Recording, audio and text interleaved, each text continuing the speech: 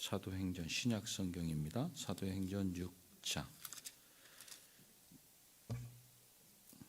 8절에서 15절까지를 읽고 7장 마지막 두 절을 읽습니다. 59, 60.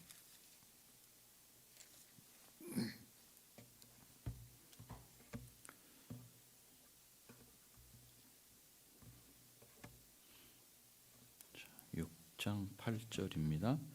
스데반이 은혜와 권능이 충만하여 큰 기사와 표적을 민간에 행하니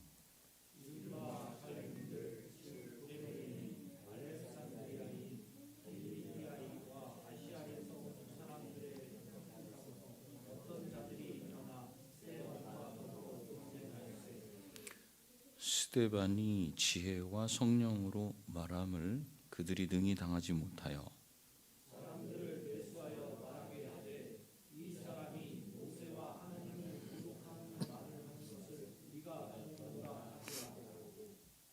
백성과 장로와 서기관들을 충동시켜 와서 잡아가지고 공회에 이르러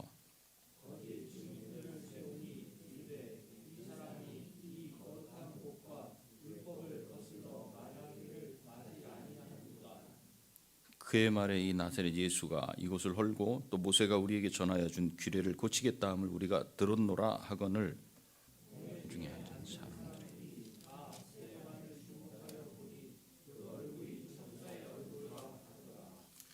7장입니다.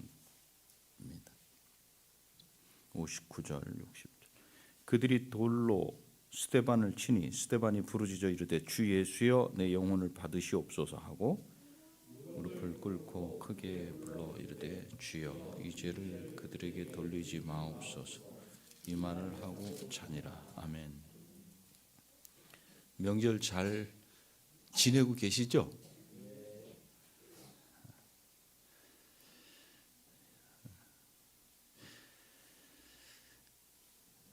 우리는 언제 어느 때 죽음이 우리를 방문할지 모르며 그 후에는 아무것도 할 수 없기 때문에 반드시 죽음을 준비해야 합니다.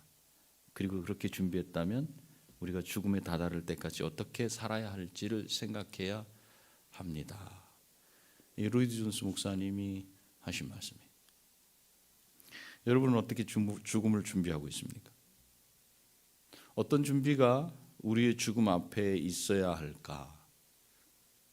여러분과 제가 열심히 살다 보면 어느 날 죽음은 우리를 방문하게 될 겁니다. 그때 내가 무엇을 하고 있는가가 우리가 준비한 죽음이 아닐까 이렇게 생각됩니다. 교회가 세워지고 제자들의 수가 3,000명, 5,000명이 되어가는데 그 분위기 속에 일어난 일이 바로 죽는 일이었어요. 그렇기 때문에 모든 신자들을 긴장하게 했습니다. 먼저는 아나니아와 삽비라 부부가 하루에 죽게 되는 일로 인해 교회는 긴장했어요. 그렇지만 교회는 더욱더 견고해졌어요. 왜냐하면 하나님을 의식하고 사람을 의식하지 않는 신앙의 길을 가도록 했기 때문에 그래요. 불편하잖아요. 하나님도 의식해야 되고 사람도 의식해야 되는 그 중간에 서 가지고 사람이 그 중간에 서면 힘들더라고요. 한 가지 길을 택해야지. 그 한 가지 길을 택하게 했어요. 성령께서는 사도행전 처음 교회에 하나님 그냥 봐라. 하나님만으로 채우라.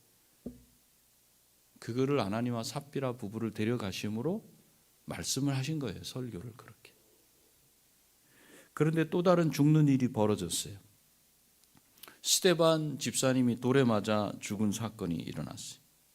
아나니아와 삽비라 부부는 사도들을 속이고 성령을 속이는 행위로 죽게 됐는데 스데반 집사님은 복음을 증언하다가 죽게 됐어요. 스데반 집사님은 사도들처럼 하나님의 일을 잘 감당하다가 그러다가 죽게 된 일이기 때문에 교회는 더욱더 긴장할 수밖에 없어요. 아나니아와 삽비라처럼 이렇게 섬기면 안 되는구나. 그러면 그것으로 인해서 교훈을 받을 수 있는데 복음을 잘 전하고 사도들처럼 그렇게 살아가는데 죽임을 당하는 그 일 앞에서는 긴장하고 또 생각을 할 수밖에 없지 않겠어요? 자기 자신을 위해 산 것도 아니에요. 우리 안에도 일어나잖아요. 그런 일. 나 자신을 위해 산 것도 아니에요. 예수 그리스도를 위해서 열심히 살았는데 보니까 어려움이 발생됐어. 그때 자기 자신뿐 아니라 교회는 생각하게 돼요. 이게 도대체 무엇이지? 이렇게. 교회는 하나님을 의식하며 사람을 의식하는 공동체가 아니라는 것을 아나니아와 삽비라 부부의 죽음을 통해서 가르쳐 주셨다면, 이제는 스데반 집사님의 죽음을 통해서 교회가 어떤 공동체인지 또 우리에게 보여주시. 어떤 공동체인가? 복음을 전하는 공동체다. 또 복음을 전하면 죽을지 모른다. 핍박이 따라온다는 그것을 알게 해주셨어요. 그리고 이 일로 아주 모이기에 힘썼던 교회 3,000명, 5,000명, 남자들의 수만 5,000명 이렇게 되면 그 결혼을 했다면은 몇 명이 모이는 거예요 도대체. 그 모이기에 힘썼던 교회가 이제 어떻게 되는 건지 흩어지게 돼요. 뭐 때문에? 핍박 때문에. 결국 하나님은 모이기에 힘쓰면서 네 것 내 것이 없이 필요에 따라 서로 공급해주고 섬기는 교회 공동체를 흩어지게 하시는데 스데반 집사님의 죽음을 허락하셨어요. 스데반 집사님은 말씀을 전하다가 돌에 맞아 죽었어요.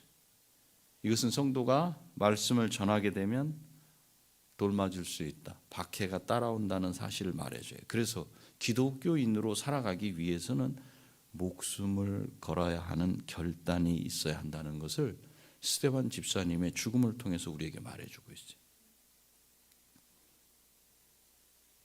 그리고 교회 공동체는 모이기에 힘쓰면서 동시에 흩어져서 이웃에게로 가는 공동체임을 우리에게 다시 보여줘요. 우리는 오늘 말씀을 통해서 다시 한번 교회 공동체의 바른 모습이 무엇인지를 한번 보기를 원해요. 그리고 내가 어떤 삶으로 곧 닥칠 죽음 앞에 있는지도 생각을 한번 했으면 좋겠어요. 저 오늘 말씀은 이제 제자들이 많아지자 그리스 말을 하는 유대 사람들이 히브리어를 사용하는 유대 사람들에게 불평을 터뜨렸어요. 이제 절기를 지키러 이제 외국에서 오잖아요. 흩어졌던 유대인들. 이 사람들은 흩어져서 그 나라 말을 써요. 히브리어를 몰라. 근데 지금 온 사람들이 그리스 말을 쓰는 사람, 헬라 말을 쓰는 사람이에요. 그릭을 사용하는 사람들. 근데 보니까 이 두 부류 사람들이 있는데 이 헬라 말을 쓰는 사람들이 불평을 해요. 그건 자기네 과부들이 매일매일 필요한 것을 공급받는 그 일에 빠졌다는 거예요. 왜 누락이 자꾸 되냐는 거예요. 그것 때문에 이제는 모여서 함께 은혜를 나누고 기도하고 하는 그 중에 뭔가 소리가 나오기 시작해. 왜 우리는 빠지냐? 그래서 결국 이 일은 사도들이 해야 할 가르치는 일과 기도하는 일을 소홀히 여기도록 만들었어요. 왜? 사도들이 그거 일일이 체크해야 되잖아요. 누가 빠졌다는 것 같아요. 누가 빠졌어? 아, 이쪽 그룹이 빠졌어. 그럼 그거 신경 써줘야 돼. 이거 되게 힘든 일이에요. 제가 레바논에서 그 아이들 뭐 이렇게 많이 초청을 해가지고 뭐 나눠주는 거 이런 거 하면요, 제일 힘든 때가 언제냐면 그거예요. 아, 이 사람들은요 줄을 서서 뭘 나눠서 받고서는 그 아이들은 이렇게 딱 받고서 감사합니다 하고 이렇게 가고 이래야 되는데 그렇지 않아요. 받은 애가 또 와요. 분명히 금방 왔던 애 같은데 얼굴이 비슷비슷해 잘 모르겠어. 또 받아. 너 아닌 것 같은데 그러면 아니라는 거야. 얘네들은 그거 받아다가 또 다른 뭐 팔든지 막 이런 일을 해요. 그 못 받은 애가 발생되잖아요. 그러니까 신경이 곤두서 그 애들에게 전해야 될 복음을 전하기보다는 이거 어떻게 정확하게 체크해야 되지? 그 외국 선교사 하나 그냥 신경도 안 쓰고 그냥 달라면 다 이렇게 줘. 이 나눠주는 게 이게 보통 어려운 일이 아니에요. 필요에 따라. 그리고 꼭 보면은 정말 받아야 될 애가 못 받아가지고 울고 있는 애가 있고 그래요. 그래서 지금 이 사도들이 이거 나눠주는 문제에 있어서 이 문제가 발생됐다는 게 이게 좀 어떤 뜻일까 이해가 좀 돼요. 결국은 본연의 그 일을 하지 못해. 복음을 전하려고 애들을 불렀다가 결국 먹는 문제 때문에 그것 때문에 마음이 거기 다 쏠릴 수밖에 없나. 지금 이제 그런 상황이에요. 그래서 사도들이 해야 될 가르치는 일, 기도해야 되는 일 이걸 소홀히 여기도록 됐어요. 그래서 사도들이 결정한 일이 뭔가 하면은 이게 6장 3절에 형제들아 너희 가운데서 성령과 지혜가 충만하여 칭찬받는 사람 7을 택하라. 우리가 이 일을 그들에게 맡기고, 이 일을 우리가 다른 사람에게 맡겨야 되겠다. 맡기고 우리는 우리 본연의 일을 해야 되겠다. 이렇게 된 거죠. 많은 제자들 중에서 자원하는 사람을 뽑거나 일 잘하겠는 사람을 뽑지 않았어요. 뭐라 그래요? 여기 보니까 3절에 성령과 지혜가 충만하여. 성령과 지혜가 충만한 건 하나님과의 관계 가운데서죠. 그 뒤에 붙는 말이 있어요. 칭찬받는 사람. 이건 보이지 않잖아요. 하나님과 관계가 어떤지는 잘 몰라요. 그런데 그 사람이 하나님과 그런 관계가 있다는 것이 밖으로 드러나져서 다른 사람이 그 사람들을 칭찬해. 칭찬받는 사람이에요. 하나님께 순종하고 말씀을 따라 섬기는 것을 주변 사람들이 다 아는 그런 사람을 뽑았어요. 교회 직분자는 그런 사람을 뽑는 거예요. 여러분들이 알아야 돼요. 우리 교회 식구들 중에 누가 성령이 충만하고 지혜를 따라서 말하는지. 지혜는 성령께서 주시는 거예요. 결국은 하나님과의 관계에 누가 바로 서 있는가, 이게 중요한 거예요. 저 사람은 그런 사람이에요. 인품 좋은 사람 뽑지 않았어요. 성격 좋은 사람 뽑지 않았어요. 인기 많은 사람 뽑지 않았어요. 하나님께 순종하고 말씀을 따라 섬기는 것을 주변 사람들이 다 아는 바로 그런 사람들을 뽑았어요. 이렇게 7명의 집사님들을 뽑아서 그분들에게 음식이나 물품을 나누어 주는 이 일을 전담하도록 이렇게 맡기고, 사도들은 말씀을 가르치는 일과 기도하는 일에 힘쓰게 됐어요. 이렇게 역할을 분담하고 나니까 교회가 또 어떻게 됐는가? 7절이에요. 한번 읽어볼까요? 시작.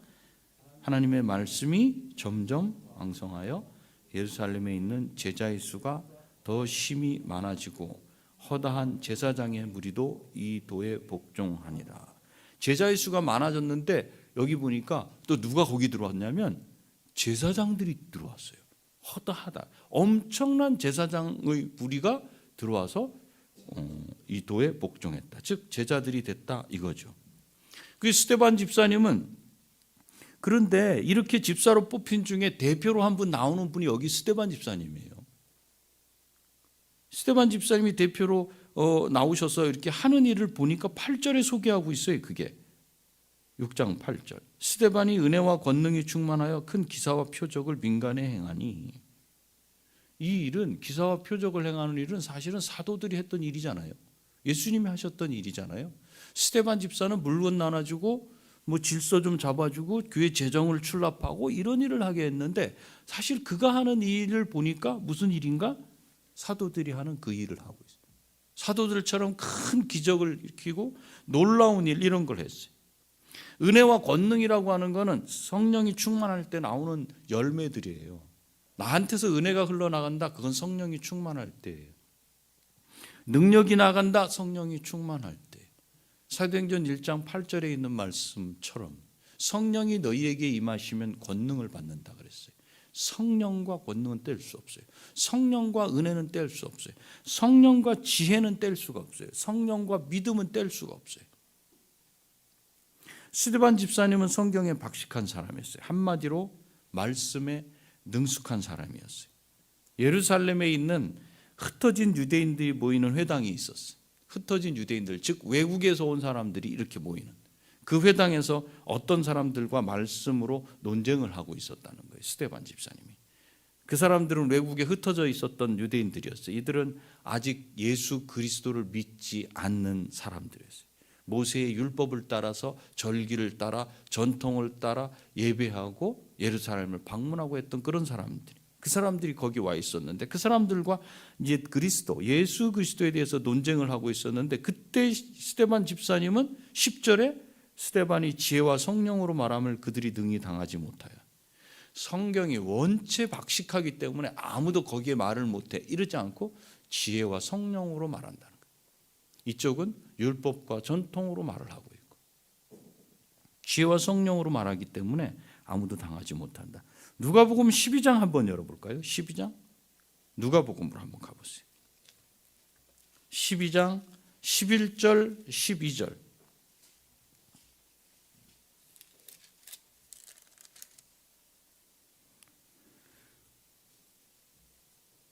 지금 스데반 집사님이 이 사람들하고 논쟁이 붙었어요. 그랬더니 이 사람들이 고소를 해가지고 결국은 이 공회 앞에 붙잡혀 온 상황이 됐는데 11절 12절 예수님께서 하신 말씀이 있어요. 한번 읽어볼까요? 시작.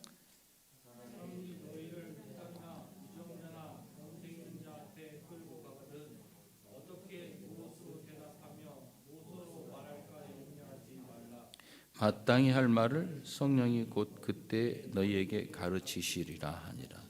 스데반이 지혜와 성령으로 말한다는 이 성령으로 말한다는 건 예수님께서 이미 말씀해 주셨어요. 너희가 공회나 회당이나 위정자나 권세 있는 자 앞에서 그 앞에 끌려갔을 때 뭘 말해야 될까? 그거 걱정하지 마라. 성령으로 말을 하게 하신다는 거예요. 21장을 한번 가볼까요? 누가복음 21장 15절.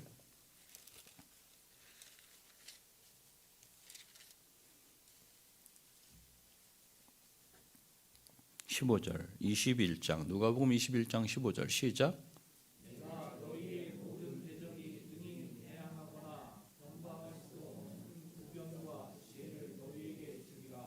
아멘. 지금 그러니까 여기 나오는 스데반이 지혜와 성령으로라고 하는 건 이미 예수님께서 주실이라고 말씀하신 그걸 그대로 받아갖고 그가 전하고 있는 거예요. 중요한 건 지금 전하고 있는 스데반 입장에서는 스데반 집사님 입장에서는 내가 이렇게 박식하구나라는 자기 생각을 한 게 아니라 지금 자기 입에서 나가는 그 말이 어떻게 해서 나오게 됐는지를 아는 거예요. 지금 스데반 집사님은 지금 예수님을 알지 못하는 사람들과 예수님이 누구신지에 대한 걸 얘기하고 있으면서 본인이 성령과 지혜로 충만케 되어서 그 사람들이 할 말을 잊어가지고 그냥 성질만 나. 할 말을 잊으면 성질만 나. 모세 율법으로 이 전통이 이건데 하면서 이게 아닌데 이게 아닌데 하면서 성질을. 그럴 때 내가 이겼다. 이게 아니라 내가 어떻게 이 말을 할 수 있는가 생각해. 보니까 예수님이 하신 그 말씀이 그대로 되는 거예요. 자기 생각이 지금 어디가 있는지를 가만히 보세요. 스데반 집사님이 예수님께서 나에게 능력 주신다고 했던 그것이 나한테 그대로 이루어지고 있어. 자기는 지금 여기 이 땅을 보고 이 세상 사람들하고 얘기하고 있지만 예수님이 자기에게 은혜 베풀어 주시는 걸 경험하면서 가고 있는 사람. 이런 스데반을 여러 사람이, 스데반은 한 사람이었지만 많은 사람들이 당해낼 수가 없었어요. 그러니까 그 사람들이 다른 사람들을 막 선동해. 그래서 모세와 하나님을 모독하는 말을 이 사람이 했다. 이 성전과 율법을 거슬러 말했다. 이 성전을 헐고 규례를 고치겠다고 말한다. 그리고 스데반을 모함하고 고소했어요. 성전 예배를 드리러 온 헬라말을 사용하는 사람들에게 예수 그리스도가 누구신지를 말하려면 뭘 말해야 되겠어요? 성전 예배를 드리고 절기를 지키고 전통을 따라서 율법을 따라서 예배 드리러 온 사람들에게 예수 그리스도를 말하려면 뭘 말할 수밖에 없어요. 예수님 십자가의 죽으심을 말할 수밖에 없어요. 그리고 예수님이 십자가에 죽으실 때 벌어진 성전 휘장이 촥 갈라져 가지고 지성소와 성소가 이제는 구분 없이 우리는 예수 그리스도의 이름을 믿음으로 나갈 수 있다라는 걸 말할 수밖에 없어요. 여태껏 그걸 붙잡고 살았던 사람들에게 그걸 말하면 그 사람들이 받아들이겠어요? 성전 존재 이유가 그거였어요. 그 사람들에게는. 그러나 이제 예수 그리스도가 십자가에 죽으신 이후로는, 부활 승천하신 이후로는 성전 존재 이유는 그것이 되질 않아요. 그걸 지금 말씀을 드릴 때 이들이 받아들이기가 쉽지 않아요.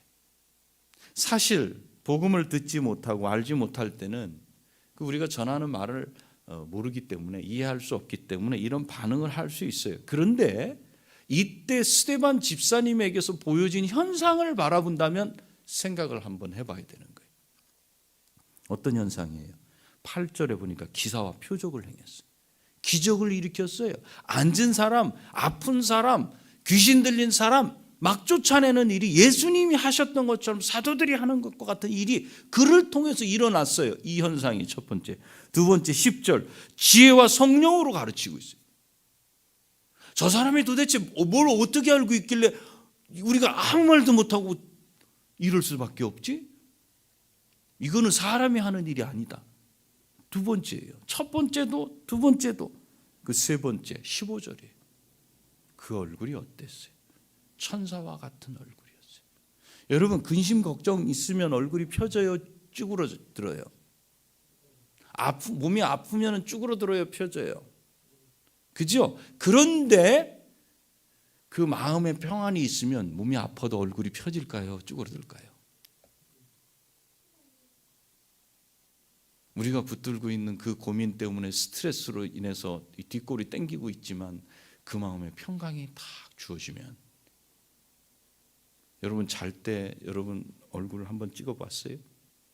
자는 얼굴. 우리 아이들 잘 때 얼굴 어때요? 여러분들 애기들 잘 때 얼굴. 인상을 쓰면서 걱정하면서 자는 아이 있습니까? 그렇다면 좀 마사지 해줘가지고 풀어주고, 낮 동안 좀 불편하지 않도록 붙잡아줘야 돼. 대부분의 아이들이 어떻게 자요? 그냥 편안. 스데반 집사님의 얼굴이 천사와 같았다. 그게 무슨 뜻이냐? 지금 천사와 같은 상황이 아니에요. 지금 핍박을 받을 수 있는 그런 상황이고, 지금 사람들이 막 그냥 덤비는 이런 상황인데, 스데반 집사님은 예수 그리스도를 전하면서 그 마음에 뭐가 왔어요? 평강이 온 거예요. 내가 지금 하고 있는 이 일이 보니까 예수님이 누가복음에서 말씀하셨다. 우리 주님이 하신 말씀이 그대로네. 그대로네. 내가 이렇게 할 수 있는 사람이 아닌데 복음을 전하고 그 복음 앞에 이 사람들이 더 말을 할 수 없게 굴복이 되고 있네. 성령과 지혜로 충만한 자기 자신을 바라보면서 이건 내가 하는 게 아니야, 나의 똑똑함이 아니야, 하나님이 나를 쓰시고 계셔 하는 것 때문에 그 앞에 있는 상황이 어떤 건든지 관계가 없어요. 이 사람에게는 천사와 같은 그런 얼굴이 나올 수밖에 없어요. 여러분들도 그런 얼굴이 되시기를 축원합니다. 그런 얼굴이에요. 그런 얼굴. 이런 모습을 봤다면 그 마음이 움직였어야 된다는 거예요. 그냥 똑똑하네, 그래 너 잘났네, 이런 걸로 싸우는 게 아니라 이런 모습을 봤다면 이거 신적인 어떤 그런 게 있어, 이러고 돌아섰어야 돼요. 그런데 스데반이 전하는 복음의 그 마음이 이 사람들은 더 악해졌어요. 악해지면, 사람 마음이 악해지면 하는 방법이 있어요. 그게 뭐야? 12절 충동질을 하는 거예요. 막 옆에 사람들을 충동질. 그리고 13절 거짓 증인 딱 만들어내. 그렇게 해서 스데반을 고소하게 했고, 이제 공회에 붙잡힌 스데반은 대제사장 앞에서 긴 설교를 해요. 그게 7장이에요. 한번 여러분 스데반 집사님이 어떤 설교를 했는지 7장은 여러분들이 집에 가셔서 가만히 읽어보세요. 이렇게 똑똑하게 말씀을 전해? No, 그렇지 않아요. 우리가 다 알고 있는 이야기를 역사 순서를 따라 쭉 이렇게 말씀을 하셔요. 그 말씀을 다 전하고 나셔서 설교를 끝내고 돌에 맞아서 죽게 됩니다. 우리는요, 능력 있는 사람 좋아해요. 재능 있는 사람을 귀히 여겨요. 영화도 보세요. 다 슈퍼 히어로, 다 영웅. 우리도 그 영웅이 되고 싶어 하죠. 그래서 앞에 서고 싶어 해요. 그래서 그런 사람들이 우리와 옆에 같이 있었으면 좋겠다. 교회에서는 어때요? 교회 입장에서 보자면 은사를 많이 가진 분, 뭐 재정적인 부분, 또 뭐 이런 부분 저런 부분, 은사를 많이 가진 그런 분들이 많다면 교회가 견고하게 세워지고 힘이 되고 또 힘이 날 것 같아요. 그런데 오늘 말씀에 나오는 스데반 집사님의 죽음을 보면 우리의 생각과 하나님의 생각이 다르다는 걸 알 수 있어요. 하나님은 스데반과 같은 성령과 지혜가 충만한 사람의 그 죽음을 막지 않으셨어요. 우리는 능력 있는 사람이 있어야 교회도 잘 되고 또 뭐 나라도 잘 되고 우리 학급이 잘 되고 우리 가정도 좀 능력이 누가 있어서 딱 붙잡아야 뭐가 잘 되고 그렇게 생각하지만 하나님의 생각은 우리 생각과 좀 다른 것 같아요. 그래서 우리는 특별히 기독교인은 사람의 연연해서는 안 되고 사람 때문에 흔들려서도 안 된다는 것을 우리는 볼 수 있어요. 우리는 능력 있는 자, 인품이 괜찮은 자, 좋은 자를 찾고 앞세우려고 하지만 우리는 그런 걸 자랑하거나 그걸 앞세우지 말아야 돼요. 그럼 어떻게 해야 되는가? 하나님은 어떻게 하시는가? 온전히 하나님만 앞세우기를 원하셔요. 우리가 누군가를 의지하잖아요, 사람을. 그러면 하나님은 그 사람을 의지하지 못하도록 또 그거를 딱 끊어놓으셔요. 온전히 하나님만으로 채우기를 원해요, 우리 마음에. 여러분 다 그런 삶이 되시기를 축원합니다. 그렇기 때문에 하나님이 쓰시는 사람을 내가 원하는 대로 부리려고 해서는 안 돼. 좀 더 오래 살아서 큰 역할을 하게 하시는 게 하나님 나라의 유익이 되지 않을까 하는 생각은 내 생각이에요. 좀 더 살고 좀 더 일하고 좀 더 뭔가를 바라는 대로 해줬으면 하는 것은 우리 생각이지 하나님의 생각과는 달라요. 하나님은 하나님의 때에 데려가셔요. 모세는 가나안을 들어갔어요, 안 들어가셨어요? 여러분 민수기를 읽고 신명기를 들은 다음에 여호수아를 볼 때는 여호수아가 그 요단강을 건너가지 않고 모세가 들어갔으면 어땠을까 이런 생각 안 해보셨어요? 왜요? 그 안에 가나안 땅을 다 점령했어요, 못했어요? 다 차지 못했어요.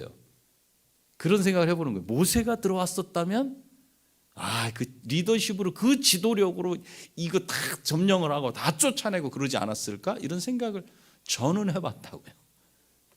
그래서 모세를 하나님께서 느보산에서 그냥 그 요르단 땅 느보산에 올라가서 보면은 보이거든요. 건너편 이스라엘이. 거기서 그것만 바라보게 하시고는 거기서 죽게 하셔요. 저는 거기 올라갔을 때 그 생각을 해보는 거예요. 하나님, 우리 생각 같으면요 40년을 그렇게 이끌었고 그리고 그 전적이 그래도 뭐 출신 아닙니까? 그가 세계에서 알아주는 그런 교육을 받은 사람 그 출신인데 이 정도면 하나님이 이렇게 하셔서 조금 더 쓰셔서 가나안까지만 딱 하면 안 될까요? 하는 게 우리 생각이지. 하나님은 그렇게 하시잖아요. 모세는 가나안 땅을 들어가지 못하고 죽습니다. 세례 요한은 어떻게 죽어요? 세례 요한은 참 너무 안타까운 사람 같아요. 인간적으로 보자면 그는요 광야에서 살았어요. 우리처럼요 패션 이런 거 따지지 않고요 그냥 낙타 털옷을 입고 메뚜기 먹고 들에 나는 꿀 그거 먹고 거기서 살았어요. 그러다가 예수님이 딱 등장하시기 전 나타나가지고 예수님 오실 길을 쫙 펴는 그 물로 세례를 주는 회개하라. 그 바른 말 하다가 결국 헤롯의 딸이 네가 원하는 건 그 앞에서 한번 잔치에 한번 춤을 추고 그러니까 네가 원하는 건 다 줄게 그랬더니 그 엄마가 사주해 갖고 뭘 달래? 세례 요한의 목을 달래요. 그래서 그날 목이 떨어졌어요, 세례 요한은. 하나님 그렇게 하시지 말고 좀 더 아름답게 죽게 하시지나 하면 안 되실까? 우리 생각하고 달라요. 세례 요한은 참수당하는 것으로 그의 삶이 끝났어요. 하나님은요 우리를 훈련시켜서 쓰시는 분이심을 우리는 알 수 있어요. 그 사람이 아니면 안 된다는 의식 이거 버려야 돼. 우리 스스로도 마찬가지. 나 아니면 안 된다? No. 하나님은 이렇게 훈련을 시키셔가지고 그 사람을 세우셔.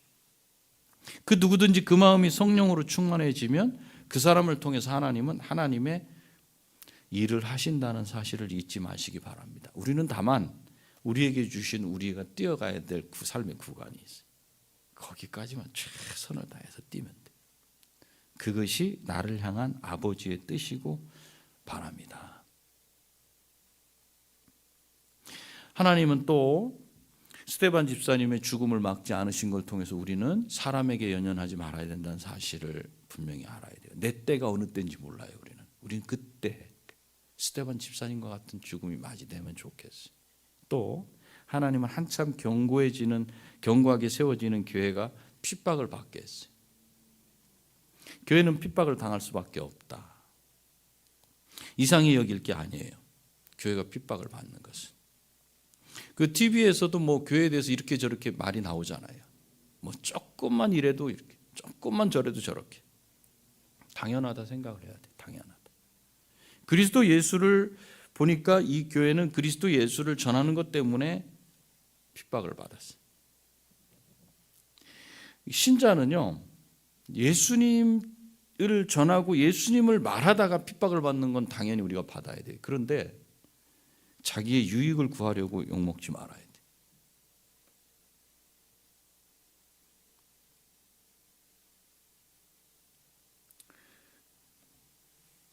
그러지 말아야 돼. 자기를 위해서 뇌물 같은 거 이런 거 올리지 마세요. 하나님이 그 뇌물 안 갖다 바쳐도 하나님이 뜻하신 대로 다 이끌어 가셔요. 그런 거 하지 말고. 내가 좀 이렇게 하면 좀 이렇게 되지 않을까? 그렇게 하지 마시고. 거짓에 익숙한 세상은 거짓을 동원해서 진리를 누르려고 해요. 그러나 진리는 절대로 눌리거나 약해지지 않아요. 가둘 수도 없어서 가두려고 하면 사방으로 튀게 돼 있어요. 진리는. 스데반 집사의 죽음으로 복음은 온 세상으로 퍼져나가기 시작했어요. 사실 오늘 이 스데반 집사님의 죽음에 대해서 우리가 뭘 생각해야 되냐? 그러면 바로 그 7장 이제 8장으로 연결되면서 이제 복음이 흩어져요. 교회들이 이 모인 그 성도들이 이제 전 세계로 다 흩어지게 돼요. 사도들만 남았다고 이렇게 말하거든요. 사도들만 남은 건 아니고 헬라파 사람들은 다 흩어지게 돼 있어요. 하나님께서는 이 기쁜 소식인 복음을 소유한 자들이 함께 모여서 교제하고 서로 섬기는 일을 배웠으면 이제는 흩어지기를 원하셨던 거예요. 죄송합니다만 저는 우리 교회에 그걸 좀 적용을 시켜보고 싶어요.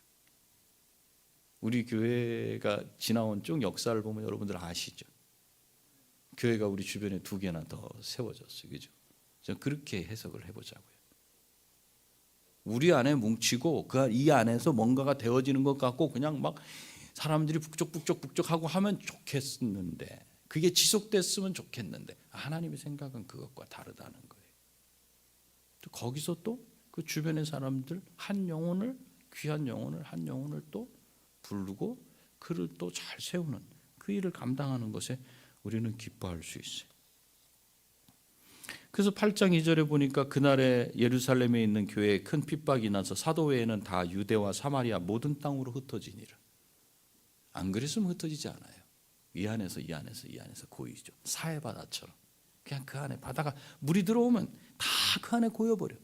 나가지 못해. 하나님의 방법을 우리는 다 알 수 없어요. 중국에서요 1951년에 선교사들이 다 추방당했어요. 복음을 전했던 선교사들이 다 추방됐어요. 이제 중국 교회는 끝이 났다. 어떡하지? 선교지에 복음을 전할 누군가가 있어야 되는데 다 나와버렸으니. 그런데 시간이 지나고 나서 그때 당시에 70만 명이라고 그랬어요. 중국의 신자들이. 근데 시간이 지나서 2021년이 되었을 때 몇 명인지 아세요? 통계가? 1억 명이에요. 숫자를 정확히 잘 맞히잖아요. 1억 명. 2024년인 지금은 얼마쯤으로 추산되는지 아세요? 2억 명으로 추산이 돼요. 북한에서 작년 한 해 많은 기독교인들이 순교당했어요. 1000명이 넘는 사람들이. 그런데 여전히 북으로 들어가는 성경의 권수는 줄지 않고 라디오가 또 전해지거든요. 라디오. 조그만 라디오에서 나오는 방송을 듣고 예수를 믿는 아이들이. 그리로 들어가는 성경 권수가 줄고 있지 않아요. 이게 무슨 일이에요? 핍박은요, 지금까지 하던 일을 중단하게 하고 멈춰서게 해요. 그러나 진리에 대한 핍박은 진리가 진리임을 믿는 신자에게 자기가 믿는 진리가 진리임을 확인하게 해요. 제가 진리를 많이 써서 뭔 진리인지 모르겠지만 핍박은 진리를 가진 사람이 그 갖고 있는 게 진짜라는 걸 확인시켜줘요. 스데반 집사 돌 맞을 때 어땠을 것 같아요? 복음을 전할 때 그 마음이 어떻겠어요? 이건 내 힘으로 하는 게 아니야. 이게 진리가 맞아. 내가 바른 길을 가고 있어. 주님이 가셨던 그 길이네. 그래서 진리를 핍박하는 세력이 두려워지지 않고 그들을 불쌍히 여기게 해요. 스데반 집사는 그 얼굴이 천사의 얼굴과 같았고 돌에 맞아 죽으면서도 자기를 핍박하는 자들을 용서하고 그들을 위해서 기도했어요. 7장 60절 읽어봅시다. 시작.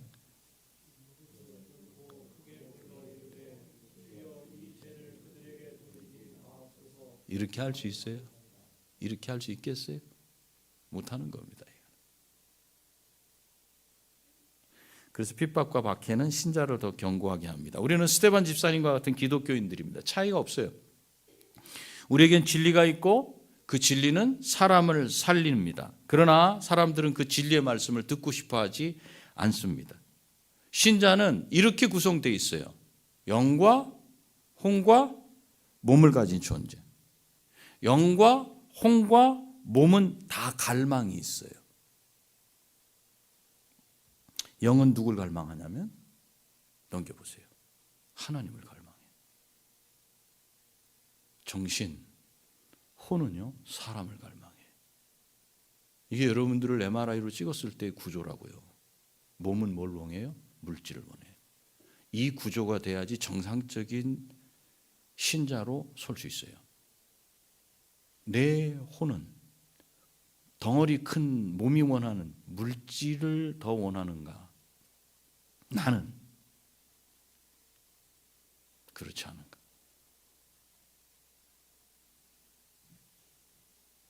반대의 구조가 되면 안 돼요.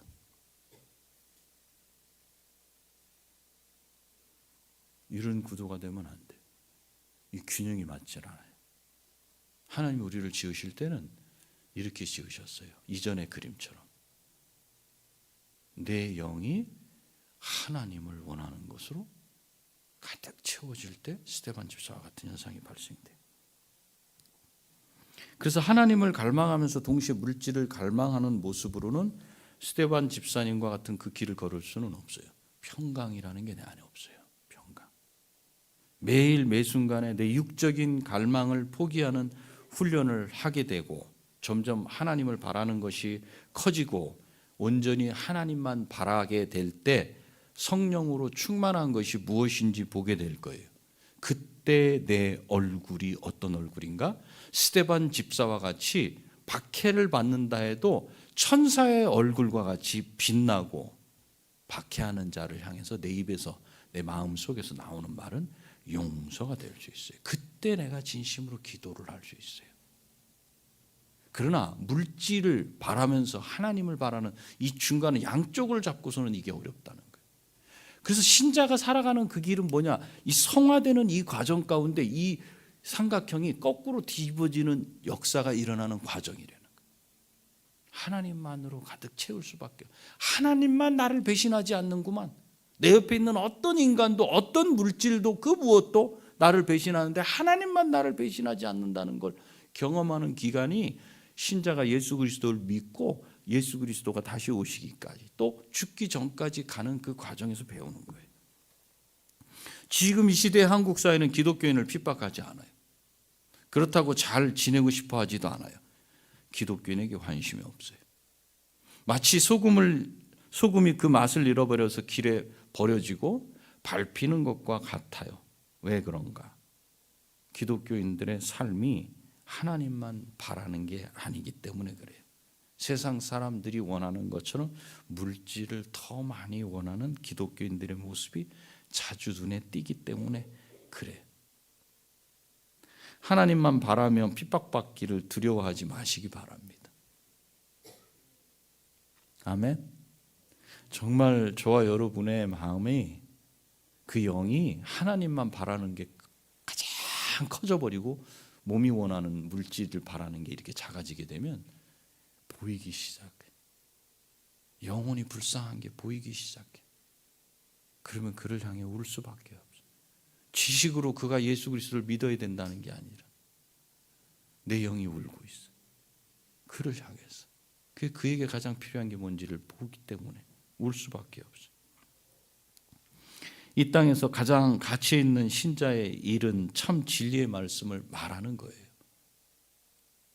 진리가 전해지면 성령께서 일하기 시작해요. 우리 교회는 그 일을 위해서 존재해요. 좋은 관계로 모이고 여기서 마음의 평안을 얻고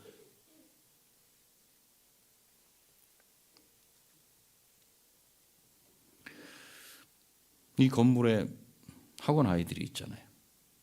제가 여러분 그 주보 앞에 글을 썼죠. 읽어보세요.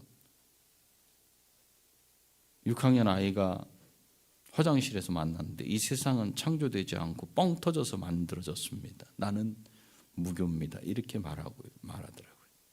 화장실에서 참 제가 충격을 크게 받았어요. 그런 시대. 지금 그게 이제 5학년짜리 6학년 되는 애가 하는 말이라면 그 밑으로 내려가면 이제 점점 더 밑으로 내려갈 거예요.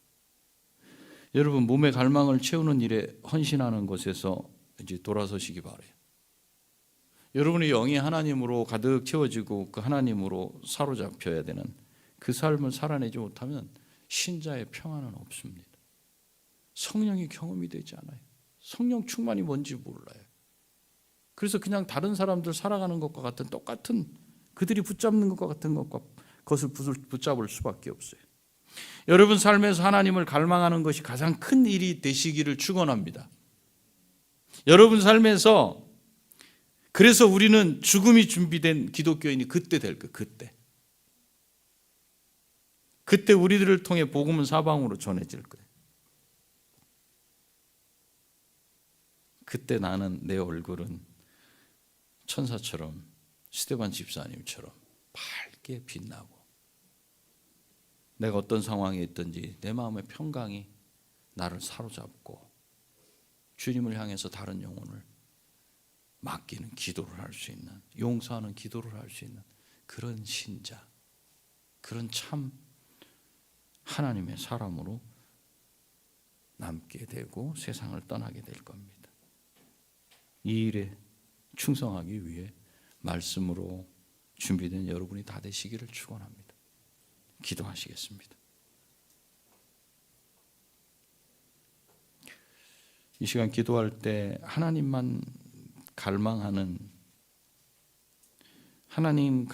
것이 커지고 하나님으로 가득 채우는 신자가 될 수 있도록 도와주십시오. 기도하시기 바랍니다. 주님,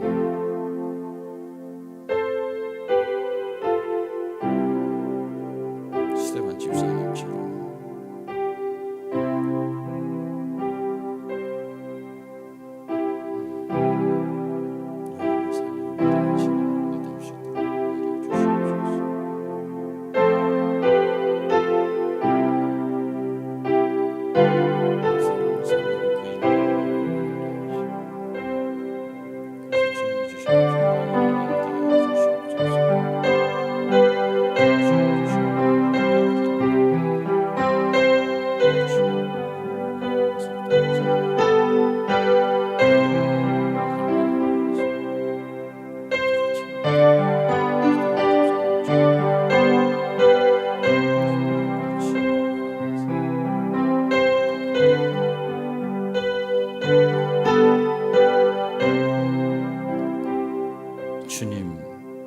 우리 영은 죽었었습니다. 근데 예수 그리스도를 믿게 하시고 우리 영을 다시 살리신 것에 감사합니다. 근데 우리는 그 영이 하나님을 바라보고 하나님을 갈망해야 되는데도 불구하고 이 세상을 살아가는 영이 죽은 사람들과 동일한 모습으로 지금까지 살아왔던 우리를 바라봅니다. 오늘 우리가 본 스데반 집사님은 그 얼굴이 천사와 같다 하였습니다. 그 마음의 평강이 성령과 지혜로 말하게 하심을 따라서 믿음을 따라서 사람들이 보기에도 하나님을 갈망하는 것이 얼마나 컸는지 보이는 그런 신자로, 그래서 결국은 그 얼굴로 표현이 되고 그 마음과 입으로 고백되어져서 그를 핍박하는 자를 용서하는 자리까지 갈 수 있게 되었습니다. 주님, 우리가 이 땅에서 살아갈 때 우리에게 주신 우리가 달려야 할 그 구간을 잘 달려내게 하시되 성령과 지혜로 말하게 하시고 스데반 집사님처럼 하나님을 갈망하며 하나님으로 채워져서 평강이 있고 그 얼굴이 그걸로 표현되는 우리 될 수 있도록 도와주시옵소서. 하나님과 물질을 동시에 붙잡고 가지 아니하도록 성령께서 우리를 붙들어 주시옵기를 소원합니다. 예수님의 거룩하신 이름으로 기도합니다. 아멘.